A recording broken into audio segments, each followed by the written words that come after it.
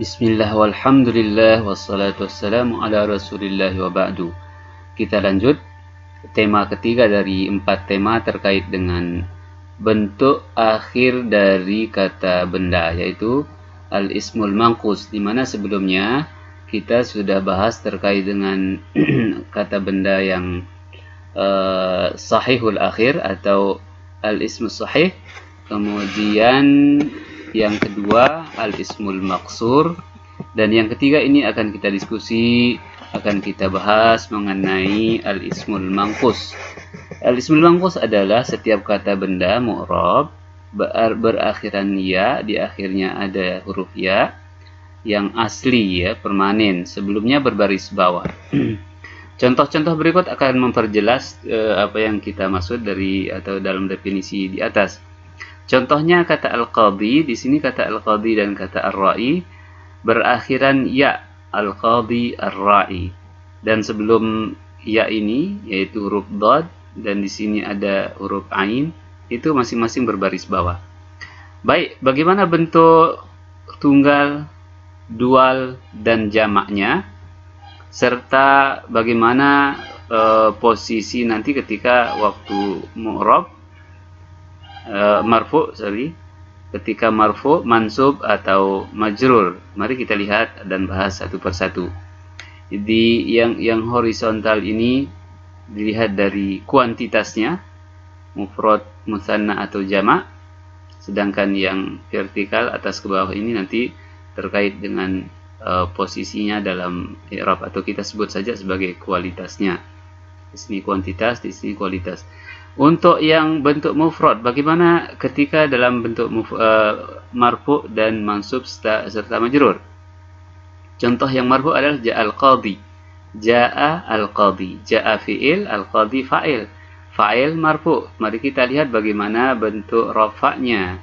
Bentuk rafa'nya adalah dhammah muqaddarah. Jadi tidak terlihat ada dhammah di sini, tapi posisinya adalah posisi marfu karena sebagai fa'il. Contoh yang kedua adalah ar-ra'i. Ar-ra'i ini posisinya sebagai mubtada, dan tentu mubtada itu marfu. Tapi tanda rafa'nya kita lihat di sini paling kiri itu muqaddarah. Apa arti ja'al qadhi? Ja'al qadhi artinya hakim pengadilan itu datang. Kemudian ar-ra'i itu penggembala, yar'al ghanam, mengembala kambing-kambingnya. Yar'a itu fi'il mudhari, sedangkan fa'ilnya kata-kata huwa yang tersirat di sini, ada dhamir huwa tersirat. Dhamir huwa itu kembali kepada ar-ra'i. Ar-ra'i tadi i'rabnya mubtada, sedangkan yar'a fi'il mudhari, fa'ilnya huwa mustatir. Al-aghnam itu objeknya. Yang jelas di sini kita fokus pada kata ar-ra'i, dan ar-ra'i ini posisinya mubtada marfu, tanda rafa'nya adalah muqaddarah. Itulah untuk yang mufrad, isim manqus mufrad pada posisi marfu, dia marfu dengan dhammah muqaddar, tanda rafa'nya dhammah muqaddarah. Bagaimana dengan kalau mansub? Sa'alal muhami misalnya al-qadhiyah. Sa'alal muhami al-qadhiyah. Nah, di sini al-mas'alata ya. Advokat itu atau orang yang membela dalam persidangan ya, dalam mahkamah. Al-qadhi itu hakimnya, al-mas'alah. Sa'alal muhami al-qadhiyah. Kebetulan di sini kata al-muhami dan al-qadhi itu dua-duanya adalah isim manqus. Tetapi al-muhami ini posisinya sebagai fa'il dari sa'ala. Sa'ala fi'il, bertanya artinya dari belum sudah berakhir. Ya, sa'ala itu bertanya berarti fi'il. Al-muhami itu advokat, apa istilahnya? Yang membela terdakwa dalam ini. Bertanya kepada hakim gitu. Sa'alal muhami al-qadhiyah. Al-muhami ini fa'il, berarti sama dengan al-qadhi dan ar-ra'i. Sebagai fa'il, kemudian kata al-qadiyah itu isim mangkus, tapi posisinya sebagai objek, dan ternyata barisnya di sini fathah zahirah. Mari kita lihat dia fathah zahirah. Jadi kalau posisinya mansub yang isim mangkus mufrad itu ternyata fathahnya atau tanda mansubnya itu fathah zahirah. Begitu pula dengan yang contoh kedua di sini untuk yang mansub, ra'aitu ra'iyan yar'a aghnaman. Ra'aitu ra'iyan yar'a aghnaman. Nah, ra'aitu di sini fi'il fa'il, ra'iyan maf'ulun bihi mansub, tanda nasabnya adalah fathah zahirah. Yar'a ini bukan tidak masuk ke dalam kategori bahasan kita karena ini kata kerja bukan kata benda. Tapi mirip-mirip dengan isim maksur ya. Karena sebelumnya baris atas, kemudian di sini ada alif. Tapi ini nanti pembahasannya dalam kata kerja. Aghnaman, atau sudah kita bahas ya tentang mu'tal akhir. Aghnaman di sini sebagai objek. Nah, ra'aitu ra'iyan di sini satu kalimat. Ra'aitu fi'il fa'il, ra'iyan maf'ulun bihi. Yar'a aghnaman ini kalimat yang berbeda. Yar'a itu fi'il, fa'ilnya mustatir huwa, kembali kepada ra'iyan ini. Aghnaman maf'ulun bihi. Isim mangkus dalam posisi majrur. Mari kita lihat. Qadha al-qadhi 'alal jani. Nah, kebetulan juga di sini kata al-qadhi dan kata al-jani itu dua-duanya isim mangkus. Apa arti qadha? Itu memutuskan atau memberi hukuman. Al-qadhi si hakim dalam pengadilan, alal jani terhadap terdakwa, bisijni sanatan dengan 1 tahun penjara. Al-qadhi itu isim mangkus tapi posisinya marfu karena sebagai fa'il marfu, tanda rafa'nya dhamma muqaddarah. Sedangkan ala ini jar, al-jani majrur dengan ala. Namun meskipun majrur kemudian terbaca sebelumnya itu berbaris bawah nunnya, tapi sebagai huruf akhir ya itu tidak ada barisnya karena dia huruf ilat ya, tidak terbaca ya-nya. Jadi dengan demikian di sini al-jani ini posisinya posisi majrur ya, jar, karena sebelumnya ada huruf jar, tapi tanda majrurnya tidak terlihat alias muqaddarah. Di sini muqaddarah. Begitu pula dengan hadhihi asar ra'i. Hadhihi itu mubtada, asa itu khobar dan juga sekaligus mudhaf. Nah, ar-ra'i itu mudhaf ilaihi. Secara sepintas kalau terdengarnya itu memang ar-ra'i seperti berbaris bawah, tapi ain itu bukan huruf akhir. Huruf akhirnya adalah ya di sini. Tapi iya-nya itu sukun, tidak terlihat ada baris bawah di iya itu. Karena itu ini isim mangkus majrur karena mudhaf ilaihi posisinya, tetapi tanda jarnya itu tidak terlihat alias muqaddarah. Jadi seperti itu yang untuk isim mangkus dalam bentuk mufrad dan posisinya atau keadaannya apakah majrur, marfu, mansub atau majrur ya. Berikutnya kita pindah ke keadaan atau bentuk yang musanna. Bagaimana bentuknya kalau dia sebagai fa'il, mubtada, kemudian maf'ulun bihi dan majrur dan seterusnya. Mudhaf ilaihi. Ja'al qadiyani, ternyata ya-nya dikasih baris lalu ditambahkan alif dan nun. Di sini posisi semua yang terkait dengan musanna, apakah dia maksur mangkus, di sini ternyata seperti yang kita sudah diskusikan pada isim maksur hanya dikembalikan atau diberikan ya huruf terakhirnya itu baris lalu ditambahkan alif dan nun. Ja'a fi'il, al-qadiyani fa'il, tanda Baik, berikutnya di sini adalah posisi tathniyah atau mutsanna dari isim mangkus. Kita lihat misalnya pada dalam keadaan marfu, ja'al qadiyani. Dua contoh pertama, ja'al qadiyani di sini mutsanna, Di sini juga musanna, ja'al qadiyani, ja'a fi'il, al-qadiyani pada posisi marfu karena sebagai fa'il, tanda rafa'nya adalah alif. Kemudian ar-ra'iyani pula sebagai atau posisinya sebagai mubtada, marfu, tanda rafa'nya ada alif. Ar-ra'iyani yar'awanil ghanam. Kemudian di sini fi'il madhi, alif sebagai fa'ilnya. Kemudian al-aghnam maf'ulun bihi, rangkaian dari fi'il, fa'il dan maf'ulun bihi sebagai khabar. Jadi yar'awani ini fi'il mudhari untuk musanna. Kita lihat misalnya dua contoh ini, al-qadiyani dan ar-ra'iyani merupakan isim mangkus pada bentuk musanna, posisi marfu. Tanda rafa'nya adalah alif. Alif. Kita pindah ke posisi mansub ya, dalam keadaan mansub. Sa'alal muhami al-qadiyaini al-mas'alata. Al-qadiyaini pada posisi mansub karena sebagai objek maf'ulun bihi dari sa'ala fi'il madhi, al-muhami fa'il, kemudian al-qadiyani sebagai maf'ulun bihi awal ya, sebagai objek pertama dari kata sa'ala, al-mas'alata sebagai objek kedua atau maf'ulun bihi atsani. Itu dalam bahasa Arab. Kata sa'ala itu butuh dua objek. Kemudian ra'aitu ra'iyaini. Ra'aitu fi'il fa'il, ra'iyaini maf'ulun bihi mansub sebagai objek mansub, tanda nasabnya adalah ya. Sama dengan yang sebelumnya, al-qadiyaini itu mansub, tanda nasabnya adalah ya. Yar'awani aghnaman seperti yang sebelumnya.